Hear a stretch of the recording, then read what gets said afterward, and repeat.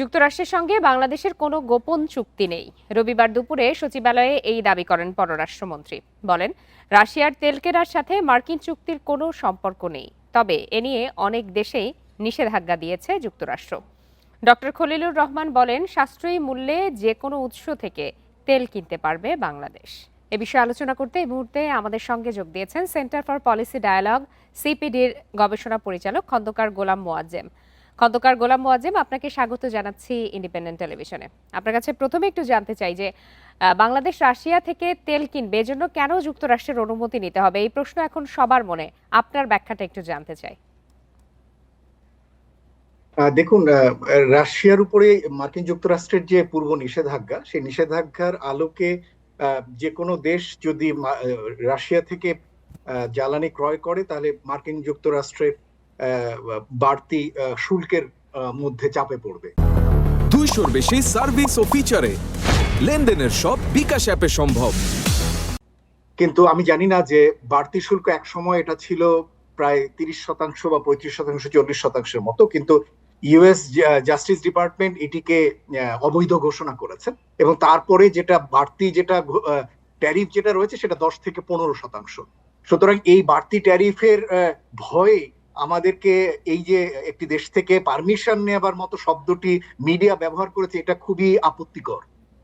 কেননা একটি দেশ আর একটি দেশের সাথে স্বাধীনভাবে তার বাণিজ্য করার কথা, কিন্তু সেই স্বাধীন বাণিজ্য কাঠামোটি আমরা দেখতে পেলাম যে সাম্প্রতিক কালে ইউএস এর সঙ্গে ট্রেড নেগোসিয়েশন অনেকখানি খর্ব হয়েছে। তো এই যে আপনি তেল ক্রয়ের যে বিষয়টি বললেন, আমার মনে হয় যে এই জায়গাগুলোতে সরকারের আরো স্ট্রং অবস্থান দরকার ছিল এবং এই সমস্ত জায়গাগুলোতে আঞ্চলিক পর্যায়ে অন্যান্য দেশকে সাথে নিয়েও আসলে একটা ভয়েস রেজ করার প্রয়োজন ছিল।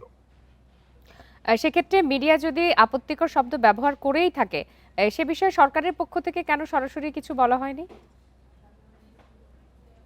হ্যাঁ, সেটা আপনি বলতেই পারেন যে সরকারের পক্ষ থেকে এই ধরনের বিষয়গুলোকে কেন আপত্তি করা হয়নি। আপনি একটু আগে যে ক্লিপসটি দেখাচ্ছিলেন, সেখানে পররাষ্ট্রমন্ত্রী বলছিলেন যে সেরকম কিছু না, সব দেশের সাথে বাণিজ্য নিষেধাজ্ঞার কারণে তাদের কাছে যেতে হয়েছে। আমার মনে হয় যে এই যুক্তিটি গ্রহণযোগ্য নয়।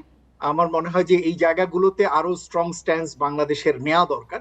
কারণ আপনি যদি এটা তো আপনি শুধু রাশিয়ার সঙ্গে বিষয়গুলো আলাপ করছেন, কিন্তু রেসিপ্রোকাল এগ্রিমেন্ট অন ট্রেড যেটা ইউএস এর সাথে হয়েছে, যেটা মানে এখনো চুক্তি বাস্তবায়ন হয়নি কিন্তু স্বাক্ষর হয়েছে, সেটি কিন্তু আরো ভয়াবহ। এটা তো আপনি শুধু রাশিয়া থেকে তেলের কথা দেখলেন, সেটির অবস্থা আসলে আরো ভয়াবহ। হয়তো আপনি সেই এটা বাণিজ্য আলোচনা করলে চুক্তিতে আসলে কি কি রয়েছে সে বিষয়ে আপনার কাছ থেকে একটু জানতে চাই। প্রথমত হলো যে আমাদেরকে মার্কিন পণ্যকে বাংলাদেশের শুল্কমুক্ত বাণিজ্য সুবিধা ধাপে ধাপে দিতে হবে, 10 বছরের ভিতরে শূন্য শুল্কে যাবে। অদ্ভুত ব্যাপার হলো, বাংলাদেশ একটি উন্নয়নশীল দেশ হবার পরে মার্কিন যুক্তরাষ্ট্রে পণ্য রপ্তানির সময় স্বাভাবিক যে ট্যারিফ আছে, যেটাকে এমএফএন ট্যারিফ বলে, সেটা তো দেবেই, তার সঙ্গে আরো অ্যাড ভ্যালোরেম ট্যারিফ আরো প্রায় 18% দেবে। অদ্ভুত ব্যবস্থা যে একটা উন্নত দেশকে আমরা ডিউটি ফ্রির দিকে নিয়ে যাচ্ছি আর আমার পণ্য তার দেশে যাচ্ছে হলো উচ্চ শুল্কে। এটা ডাব্লিউটিওর কোনো কাঠামোতেই আসলে পড়ে না। সুতরাং এই জায়গাগুলোর ক্ষেত্রে আরো স্ট্যান্স ছিল। এটা হলো ট্যারিফ নিয়ে।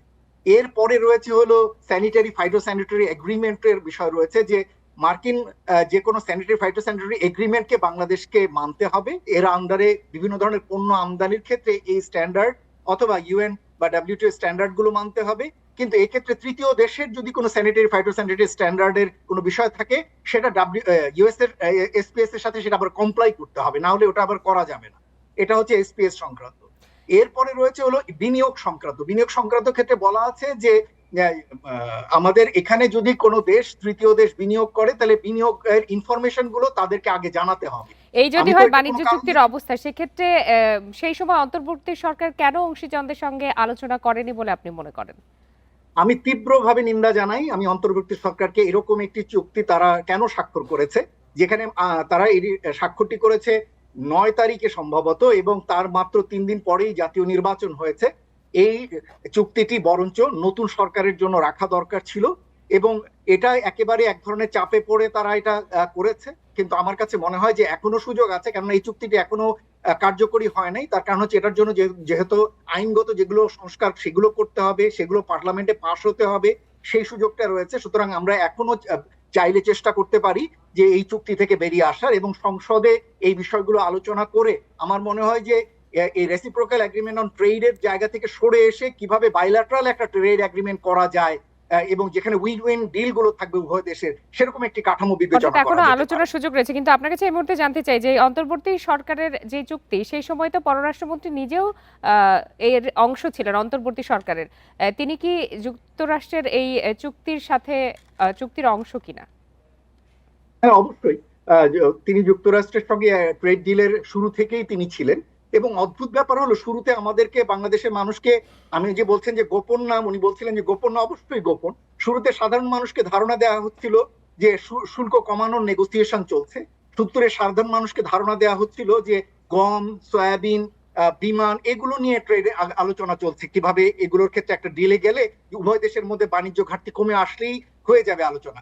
কিন্তু যখন আমরা এই এগ্রিমেন্টটি দেখলাম, আমরা আসলে বিস্মিত হয়েছি, মানে ক্ষুব্ধ হয়েছি, এবং সেটি বর্তমান পররাষ্ট্রমন্ত্রী কিভাবে এটি স্বাক্ষরের সঙ্গে যুক্ত ছিলেন আমি জানি না। আমি মনে করি যে এটার দায় দায়িত্ব তার উপরেও অনেকটা পড়ে। জি, জনাব খন্দকার গোলাম মোয়াজ্জেম, আপনাকে অনেক ধন্যবাদ আপনার মূল্যবান মতামতের জন্য।